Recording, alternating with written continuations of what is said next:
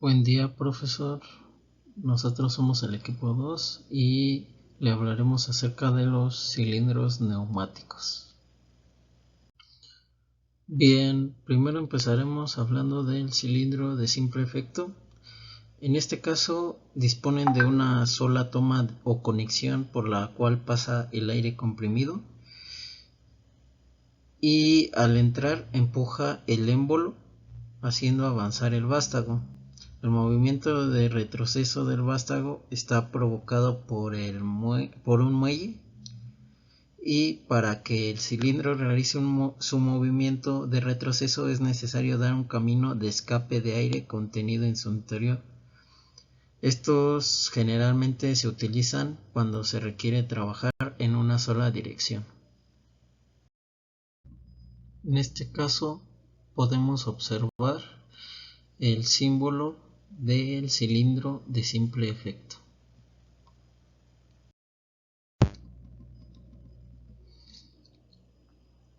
Bien, es momento del cilindro de doble efecto. En esta ocasión tiene dos tomas de aire comprimido. En la parte posterior que se muestra es el número 1 y este hace que el émbolo se desplace hacia una posición de avance, y esta posición de avance es cuando el vástago sale. Posteriormente, para regresar al vástago de esta posición de avance a su posición original o una de retroceso, se utiliza la segunda toma de aire. De esta manera, la presión actúa en la cara del émbolo en la que está sujeta el vástago, lo que hace que la presión de trabajo sea algo menor, debido a que la superficie de aplicación es más pequeña, dado que el vástago ocupa superficie y también volumen. Finalmente tenemos el símbolo del cilindro de doble efecto. Hola, ¿qué tal? Buenas tardes. Mi nombre es Jared Michel Isla Sánchez. Yo pertenezco al equipo 2 y en mi caso voy a hablar de cilindro de doble efecto con vástago de entrada y salida. Bueno, como podemos ver aquí en la imagen, eh, el vástago de entrada y salida del cilindro de doble efecto se controla alternando la entrada del aire comprimido. La amortiguación se puede adaptar con los dos tornillos ajustables, perdón. En este caso, bueno, primero que nada he de decir que la imagen y esta primera información la saqué del propio FluidSim. Ahí salen apartados donde dan una pequeña descripción y lo que yo puedo decir, bueno, que estos cilindros de doble vástago, como ya hemos visto, poseen salidas en ambos extremos, lo que ofrece un mejor guiado o mejor manejo, facilita el colocado de levas o fines de carrera cuando hay problemas de espacio, ya sea en algunas zonas de trabajo, y pues bueno, presenta áreas de pistones en ambos lados. Entonces, en la siguiente diapositiva voy a mostrar lo que es cómo se ve ahora sí que el diagrama cuando vayamos a hacer alguna práctica para tenerlo bien identificado.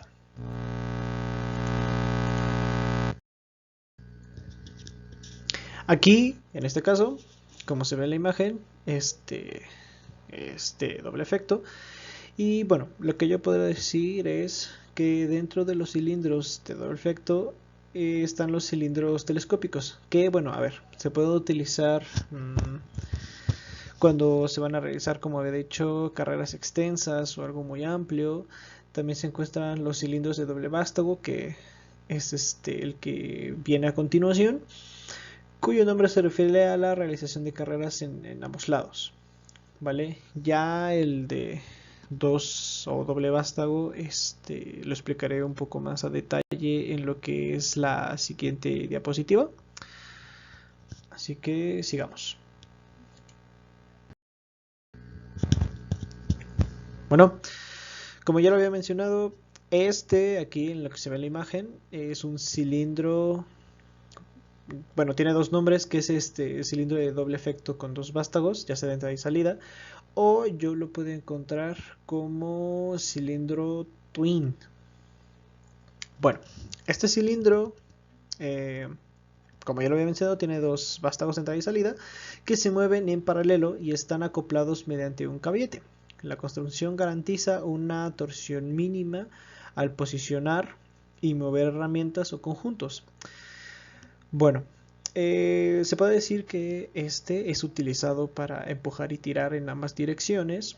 Tiene la cualidad de retroceder más rápido que avanzar, debido a que la cámara del lado del vástago es un poco más pequeña y la superficie útil del émbolo es menor al estar ahí en el vástago. En la siguiente diapositiva igual voy a explicar. Primero vamos a ver lo que es el cómo se vería ya como tal en el diagrama o en el programa. Y bueno, así es como nosotros lo encontraríamos en FreeSim o en otras aplicaciones que ustedes ocupen. Pues bueno, eh, consiste de dos cilindros de doble efecto acoplados en serie con un vástago en común, formando una unidad compacta, aplicando simultáneamente presión sobre los dos émbolos. Aquí en este caso, pues bueno, se obtiene una fuerza del doble, o sea, ahora sí que no es lo mismo utilizar a la de simple o la de doble efecto. Este tiene un poco más de fuerza que la de un cilindro convencional, incluso hasta del mismo diámetro.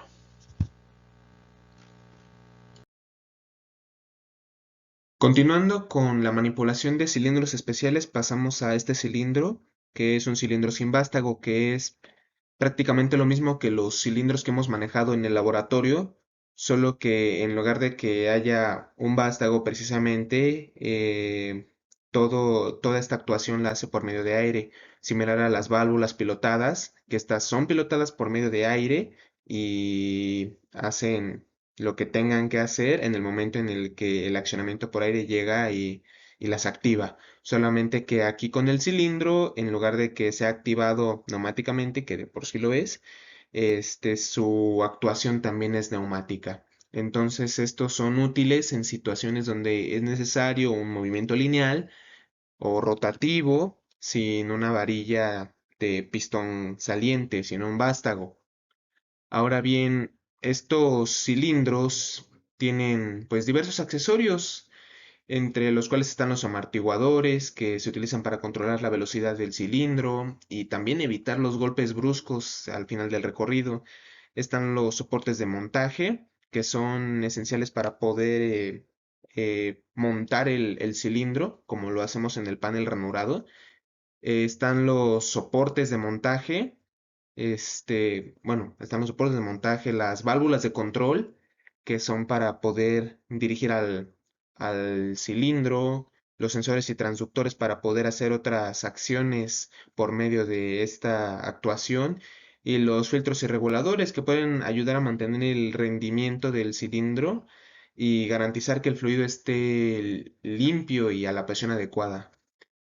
Hay criterios de selección también como son qué tipo de cilindro es, que puede ser tanto hidráulico, puede ser neumático, también depende del tamaño y la capacidad de la carga, no podemos sobrepasar la carga porque si no se va a dañar, y el tamaño debe ser adecuado a los espacios que requiramos, la longitud del recorrido, también a la presión a la que trabaja el cilindro, la velocidad de operación, tenemos que ver que la velocidad esté trabajando dentro de los parámetros que requerimos y pues también lo esencial que pueda soportar el cilindro, tanto la temperatura, la humedad, la presencia de sustancias corrosivas y de la misma manera que el costo y la disponibilidad sean accesibles. Esto es con este y con todos los demás dispositivos que vamos a estar exponiendo. Siempre es necesario el estar viendo los costos para que podamos eficientarlos y no gastar de más. De hecho, aquí podemos ver no, acá. De mi lado, a su lado izquierdo pueden ver el símbolo del cilindro que no tiene vástago. Este es el símbolo. Pasando con otro tipo de actuador, que son los neumáticos o rotativos, podemos verlos de este lado y podemos ver que poseen dos entradas y también poseen un eje y vamos a ver cómo funcionan. De hecho, aquí tenemos un actuador neumático que es prácticamente de la misma manera. Es un actuador que va a responder ante algún estímulo por medio de alguna válvula, de algún accionamiento de alguna de estas válvulas. Solo que a diferencia de tener un movimiento de vaivén como los cilindros con vástago que manejamos en el laboratorio, ahora vamos a tener un movimiento rotatorio y lo podemos ver en la imagen que está inmediatamente arriba de mí, en donde tenemos un piñón y una cremallera, en donde por un lado, por este lado, va a entrar el aire o por este otro y va a hacer que la cremallera se mueva con el piñón y el piñón va a estar acoplado a un eje. Entonces, al moverse la cremallera y al provocar el movimiento del piñón, va a provocar que el eje gire tantos ángulos, con cierto torque, con cierta velocidad, etcétera, etcétera. Ese es a grandes rasgos el funcionamiento de un actuador neumático y los accesorios que maneja pueden ser acoplamientos y transmisiones, donde estos componentes se utilizan para conectar el cilindro eh, al eje de salida de una máquina o de algún dispositivo, permitiendo que podamos transmitir ese movimiento rotatorio. También interruptores o sensores que se utilizan para poder detectar la posición y el ángulo del cilindro, frenos y embragues para poder controlar su movimiento y detenerlo si en algún momento es necesario. También los reenvíos de engranes que pueden ser necesarios para reducir o aumentar la velocidad de este actuador. Y de la misma manera con los criterios de selección, el torque requerido, el ángulo de rotación, que pueden ser de 90, 180, 360 grados, su velocidad de rotación, el tipo de actuación, ya que si queremos un cilindro neumático, uno hidráulico, o también podrá ser eléctrico si en el momento no nos conviene alguno de los dos anteriores. El tamaño también es importante por la cuestión de los espacios, que puedan soportar temperatura, humedad, agentes químicos, que puedan cumplir con la norma. Por ejemplo, tenemos en el caso de los motores eléctricos, tenemos los motores a pasos que son NEMA y estos pues ya cumplen una cierta norma. De la misma manera aquí algunos van a cumplir una cierta norma. Y como siempre, el costo y la disponibilidad. Ahora bien, aquí tenemos un símbolo de un actuador neumático y lo podemos ver justo de este lado. Como lo habíamos dicho, tiene un par de entradas y ahí se puede ver el eje. Ahora están los cilindros de múltiples posiciones que sirven para moverse en distintas posiciones. Ya no es que salga todo el vástago y que regrese todo el vástago. Solamente se va a llegar a una posición entre el final de carrera y el inicio, dependiendo de lo que necesitemos, de qué posición estamos en donde se detenga y donde no se active un rodillo o cualquier otro transductor, sensor, lo que sea. Estos, como accesorios, necesitan precisamente sensores y transductores para poder controlar la posición del cilindro en tiempo real y tener una retroalimentación precisa, los amortiguadores para controlar la velocidad, bloques de montaje para poder, pues precisamente montarlos como ya lo hemos visto en un panel ranurado o donde sea donde los vayamos a poner. Y criterios de selección, el número de posiciones, pueden tener una, dos, más posiciones dependiendo de la aplicación que vayamos a hacer. También el recorrido y la carrera del cilindro son necesarios para que las posiciones requeridas puedan ser usadas de manera eficiente en su aplicación.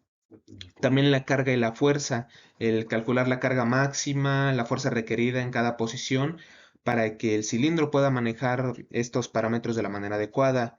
Y también el tipo de actuación, hay que considerar si el cilindro es de simple o de doble efecto. Los cilindros que son de doble efecto ofrecen un mayor control sobre las posiciones intermedias.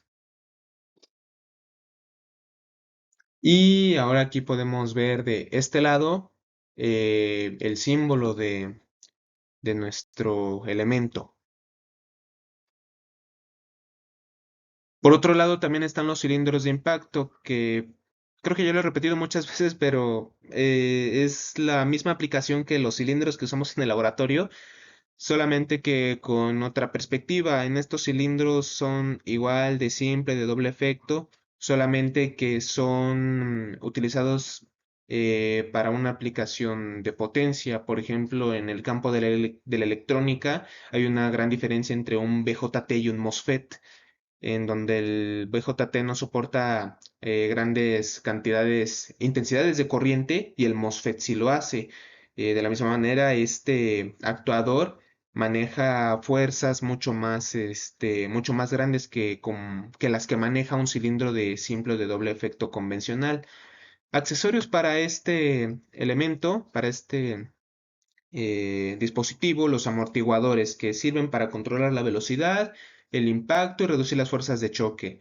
Los filtros y reguladores de presión, que son importantes para mantener la presión del aire y del fluido constante en el cilindro, porque esto afecta directamente a la fuerza y a la velocidad de impacto. También, en cuanto a los criterios de selección, el tipo de impacto, puede ser de un impacto simple, un impacto repetitivo, un impacto a alta velocidad. Eso también, de eso depende el criterio de selección. La fuerza con la que va a darse el impacto, su velocidad, la carrera y el recorrido del cilindro que puedan cumplir para que se dé el impacto preciso y se eviten los daños. Y sobre todo la disponibilidad de repuestos, porque al ser de impacto es muy propenso al mantenimiento. Entonces hay que estar bien mentalizados a que en algún momento vamos a tener que cambiarlo, vamos a tener que hacerle su respectivo mantenimiento a este dispositivo. Como lo había dicho, aquí tenemos el símbolo y es como un cilindro de simple efecto, solamente que tiene estos triángulos en las entradas de nuestro símbolo, representando que es diferente a los de simple o de doble efecto, y es por impacto. Continuando con los motores neumáticos, estos son motores que, a diferencia de los eléctricos, no requieren una fuente de voltaje para poder funcionar, simplemente necesitan aire comprimido. De hecho, en la imagen que tengo aquí arriba, podemos ver en la parte inferior que hay una parte por donde el aire comprimido entra y otra por donde el aire comprimido sale. Ujú. El aire comprimido precisamente entra a presión y entra a través de un mecanismo de paletas. Y estas paletas están acopladas a un eje, las cuales provocan el movimiento del eje. Después el aire sale por em, alguna manguera, por otro lado, pero el movimiento se genera. Este tipo de motores son esenciales para aplicaciones en donde es necesario que no haya una chispa eléctrica.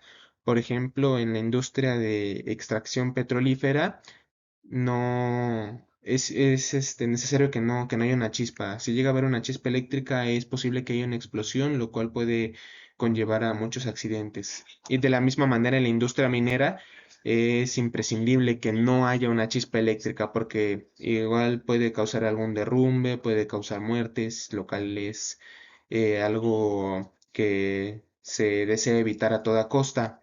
Accesorios para un motor neumático: las válvulas de control direccional, que controlan el flujo del aire para poder controlar hacia dónde va el giro y también la velocidad, los reguladores de presión para poder mantener la presión del aire constante, para poder mantener la velocidad que queremos o para cambiar de velocidad y el par del motor, filtros para poder mantenerlo limpio, como de la misma manera como con un compresor hay que mantenerlo limpio y bien cuidado.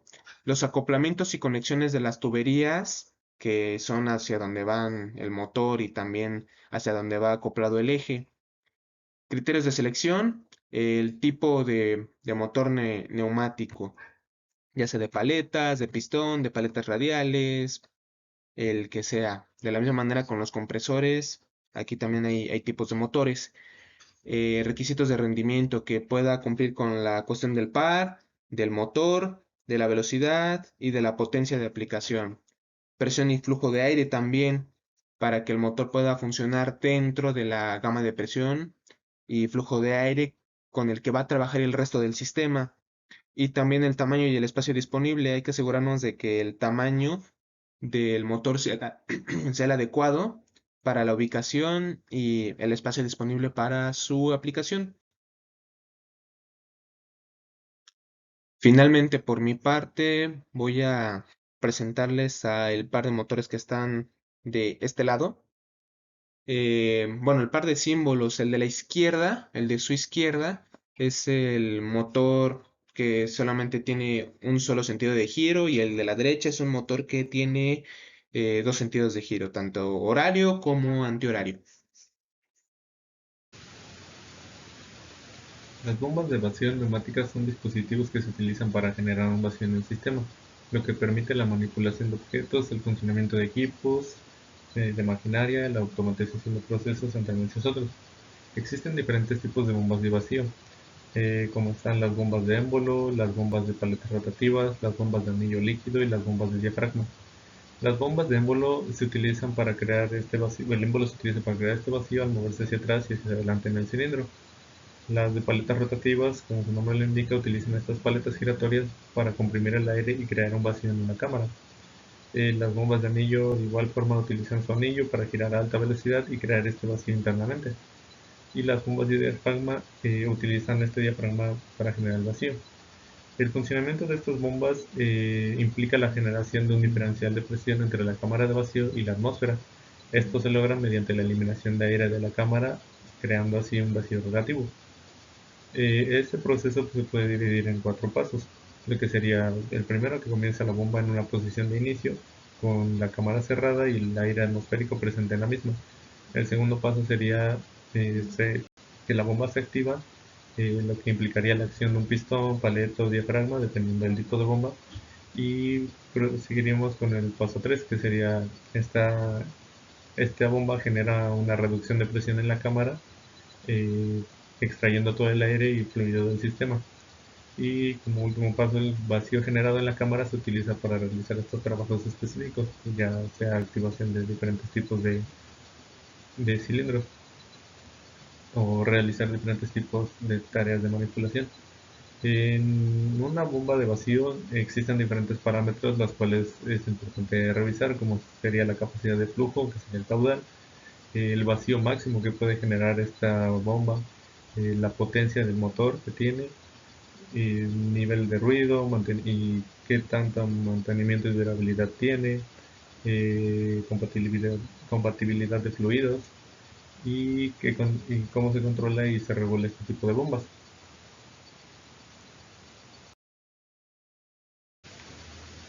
Un músculo neumático, también conocido como actuador neumático o actuador de músculo artificial, es un dispositivo que utiliza aire comprimido para realizar un movimiento similar al de un músculo humano. Estos actuadores se utilizan en una variedad de aplicaciones como robótica, automatización industrial y la biomimética. Existen dos diferentes tipos de músculos neumáticos. Perdón. El músculo neumático lineal, que se utiliza para crear movimiento lineal, similar al movimiento de un cilindro neumático. Puede ser de simple efecto o doble efecto, lo que significa que puede generar fuerza en una dirección o en ambas direcciones. Y el segundo tipo de músculo sería el músculo rotativo. Este actuador se utiliza para proporcionar un movimiento rotativo y se asemeja al movimiento de un músculo de una articulación. Puede utilizarse en aplicaciones de giro y rotación. El funcionamiento de este músculo neumático implica la expansión y contracción de una cámara de aire a medida que se introduce o se libera aire comprimido. Igual como en el anterior, se puede dividir en 4 pasos. En el primero, la cámara de aire del músculo neumático se llena con aire comprimido a través de una conexión de suministro de aire. El segundo sería la presión de aire en la cámara, provoca una expansión en el músculo, lo que genera el movimiento que nosotros necesitamos. La dirección del movimiento depende de cómo esté conectado el músculo y de si es de simple o de doble efecto. En el siguiente paso, para contraer el músculo, lo que sucede es que se libera el aire comprimido de la cámara, permitiendo que este músculo vuelva a su posición original como un cilindro de simple o doble efecto. Y el último paso sería para un control preciso del flujo y de presión en la cámara. La presión en la cámara permite ajustar la velocidad y fuerza del movimiento del músculo. Los parámetros que son importantes revisar para seleccionar un músculo sería como tal su fuerza de salida, la carrera, que sería la distancia que recorre el músculo al expandirse o contraerse, presión máxima permitida, velocidad de movimiento y como tal ya otros aspectos más relacionados al mantenimiento y su durabilidad.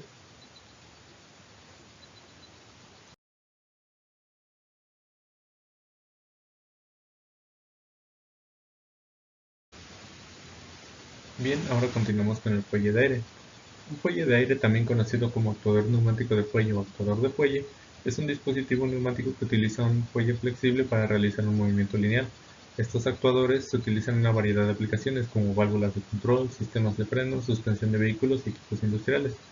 Existen dos diferentes tipos de fuelle, que sería el de simple efecto y el de doble efecto.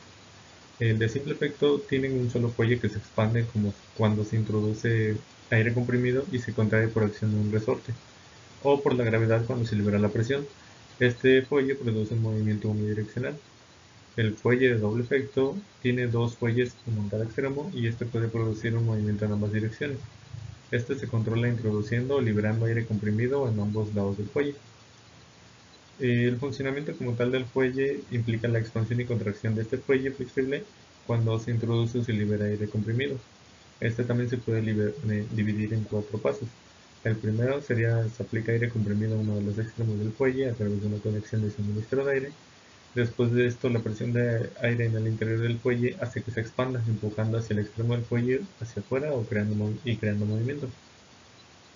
El tercer paso sería que cuando se contrae el fuelle y se revierte el movimiento, este se introduce aire comprimido en el otro extremo del fuelle o se libera la presión del aire en el lado opuesto. Y el cuarto paso, que sería más que nada como que la velocidad y la fuerza de movimiento se controlan ajustando la presión de aire comprimido. Cuando queremos seleccionar un fuelle, los parámetros importantes que se tienen que revisar sería la fuerza de salida, la carrera, que sería igual la distancia del fuelle que se expande y se contrae, la presión máxima que soporta, la velocidad de movimiento, y ya de la misma manera que con el músculo son ya revisar temas de mantenimiento, durabilidad y tamaño.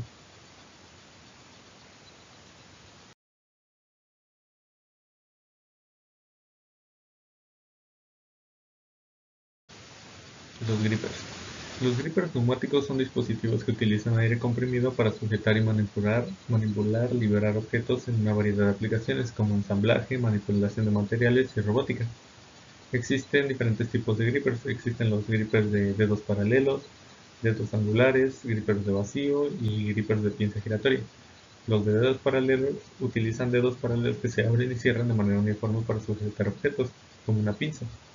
Grippers de dedos angulares tienen dedos que se cierran en un ángulo hacia el centro, lo que le permite sujetar objetos de formas irregulares o piezas con contornos uniformes. Existen grippers de vacío que no son precisamente neumáticos, sino que utilizan ventosas y vacío para sujetar objetos. El vacío se genera mediante un sistema de aire comprimido. Y grippers de pinza giratoria. Estos grippers pueden rotar los objetos que sujetan, lo que es útil en aplicaciones que requieran la orientación de piezas.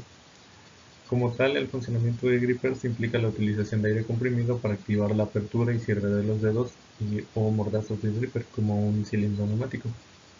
En la descripción del proceso, podríamos decir que en el primer paso se aplica aire comprimido al gripper a través de una conexión de suministro de aire. Después la presión se hace que los dedos o mordazas se cierren sobre el objeto que se desea sujetar.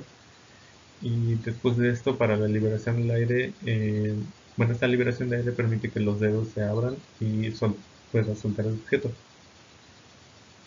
Y como tal, la cantidad de fuerza y agarre se controla ajustando la presión de aire y el diseño del gripper.